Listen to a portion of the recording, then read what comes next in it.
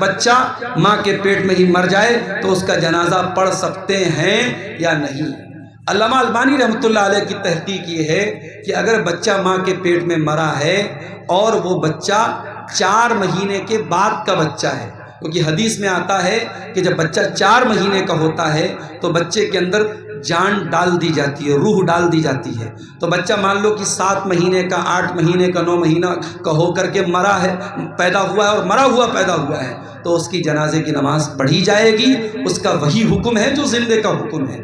اور جو ایک حدیث آتی ہے کہ اگر بچہ پیدائش کے ٹائم اگر بچے کی آواز سنی جائے تب جنازہ پڑھا جائے گا، وہ حدیث ضعیف ہے۔ بچہ اگر مرا ہوا بھی پیدا ہوا ہے اور 4 مہینے کے بعد کا بچہ ہے ماں کے پیٹ میں، تو اس کی جنازے کی نماز پڑھی جائے گی۔ ضروری نہیں ہے لیکن پڑھنا بہتر ہے۔ ایک انسان اپنی پوری زندگی نشے میں گزارے تو کیا اس کا جنازہ پڑھ سکتے ہیں کہ نہیں؟ پڑھ سکتے ہیں۔